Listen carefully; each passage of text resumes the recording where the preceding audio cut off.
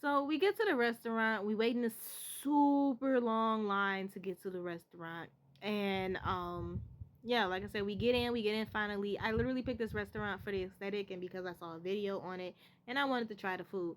I didn't realize how expensive it would be. So after we went to the restaurant, I noticed that his attitude was like fluctuating throughout the day. And it was simply because he didn't have enough money and also because he didn't have any enough money to like buy weed at in Miami, which is fucking wild. So we end up taking a trolley, which was like $1 each for us. We go to the beach. The beach is cool, you know. I'm trying to get him to take pictures. I'm trying to get him to take videos. You know, I'm trying to like make it all fun and shit. I just want to have a good time. And when we get there, I wanted to try like the parasliding or paragliding or whatever, but we end up not doing it.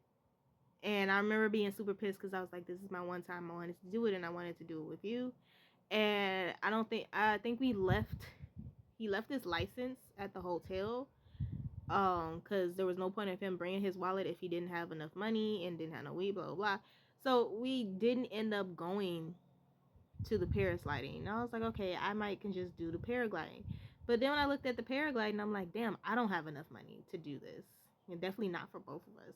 So we just said fuck it and we enjoyed the beach. And plus it rained. So that was like a whole bunch of shit. I was sad that it rained and we had to walk back to the hotel in the rain and Charlie and all that jazz. So like I said, he had an attitude this whole time. Every time I turn around, I try to catch him. You know, I'm in a good mood. I'm trying to get in a good mood. Trying to get him in a good mood. He tried, I guess. He tried to be in a good mood, but you could tell he was really upset about the fact that he couldn't smoke or didn't have enough to smoke, whatever. So his baby mama calls. His baby mama calls one of these nights, and he doesn't know this. And if you ever see this video, well, now you do. I overheard their conversation, and at this point in time, I should have just left. I should have just said fuck it. I should have just gave up. I was really living in dulul land because clearly this nigga was doing a little bit more with his baby mama than what he let on, a whole lot more.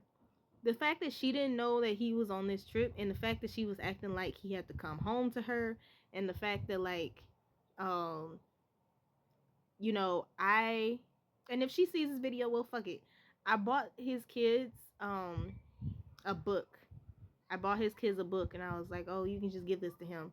And like he didn't tell them that it came from me. This should have been all types of red flags. All types of red flags left and right. But fuck it, I was in love. I was in love. This is yet another person that I was like, if you ask for my soul, I will give it to you. I was ready for marriage, babies. We talked about it. We was gonna do it. We knew each other for years. I was like, yes, this is the one for me. Okay, type shit. Like I just knew it. So his baby mama called. I overhear the conversation. She pretty much wondering where he at. He acting like he is on tour or like at a work or a job or whatever. All this other jazz. And then I hear another call. Now, yet again, this is another conversation that he doesn't know that I overheard. I just kind of like ignored it because I wanted to like go through my trip okay. And I shouldn't have did that because I was not okay. But I overheard him calling this other chick. And come to find out, before he came to me for this wedding, he went to Vegas with a couple of friends. And he apparently spent buku's amount of money in Vegas, even though he knew he had a trip with me coming. So, and like maybe that wouldn't have pissed me off as much as it did if I didn't know that he spent money on both of them, him and her. There were two people. So I was just like, okay, now shit is making sense. You're irritated because you don't have enough money for Miami, but you spent most of your money, you know, getting high and all this other shit and going to restaurants and whatever the fuck in Vegas, you know, with the other chick. Spending money with together on okay. So there's that. there was that, and that was fucking annoying. That was like super pissed, but I loved him so much that I just ignored it, as well as a bunch of other red flags and shit that I was just like, I want the guy. I need the guy. Like I was living in dulul land. And a little bit of low self-esteem was sprinkled in there too. Confidence on 0. So anyway, the rest of the trip I'm trying to just not be pissed off. I'm trying not to be mad. I'm trying to just enjoy the trip as for what it is. And as the trip keeps going on, we go to the museum that I wanted to go to was closed. That pissed me off. We go to Winewood, which is like the art district of Miami. That was cool. We took pictures. It was fun. We had to walk a little bit. Cause like those lifts back and forth was not it. We had to walk a little bit, and we saw like all the murals and stuff. That was good. That was fun. I was cute. We took pictures, everything, you know. And for a little bit, I really felt like his girl. I felt like his girl. You know, the rest of the trip, he was making me feel like his girl. But in the back of my mind, I could not ignore the fact that his baby mama was literally acting like that was her nigga. And he wasn't giving her no type of indication, you know, that he wasn't. And I couldn't get over the fact that he spent all this money in Vegas with another chick when he knew he was coming with me. And you came to the wedding late. And then you had an attitude half of the trip. So, yeah, it was a lot of shit that I had to internalize, and I was trying to get over, but I really fucking couldn't. So, we ended up going through all the, like, restaurants that I really wanted to eat at in Miami were closed on the day that I was there. I should have did research. We found one. It was a black-owned business, and they had really good food. It was a nice little romantic setting. You know, they had the lights on. The dim lits, the nice drinks, the music playing, the floral decorations. It was a nice little vibe.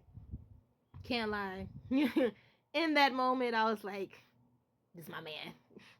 I don't give a damn. I don't care. This is my man. And then literally the next day, the fucking prince turned into a goddamn frog again.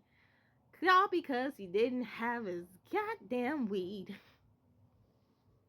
Never again, folks. Never again. We got into it for just a little bit. We had a couple arguments throughout this trip that I can't even remember what they were about, but I remember feeling like deja vu. I remember thinking about my ex from the first story and how I walked away, how I walked around the city, how I was upset. And although this trip was a little bit better, it still rubbed me the wrong way. The no money, the not being able to do what I want to do, the whole like conversations on the phone, the sneakiness, the blatant lies. There was a few lies that he blankly told me in my face, and I was just like, and then one of the conversations we had, he brought up his ex, like, and I was like, I didn't even know you were still talking to her, and he was like, I'm not talking to her, and I went to his phone, and I was like, but you are talking to her. And I'm like, what the fuck?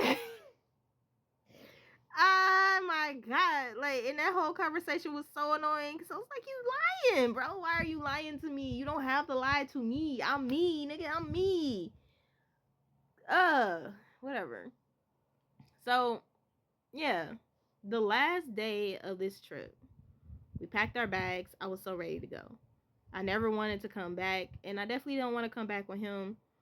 And like in that moment in time, I should have just said red flags and cut it off and just kept it pushing.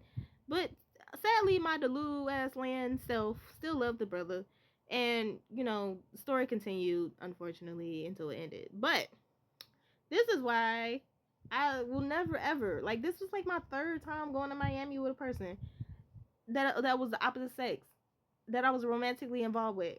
Or I'm never doing that shit again. Clearly, it is bad luck 3 times the charm. Cause why every time I go with a dude, it's an issue, and it's not even an issue with me. It's an issue with them. Like, what? I don't know what it is, and I can't even blame this guy being like. I can't even blame the Leo Sagittarius situation. This nigga was an Aries. This nigga was an Aries, and we were supposed to be compatible, and this shit was not a compatible moment. Terrible, absolutely. So yeah, no more Miami niggas, Miami and niggas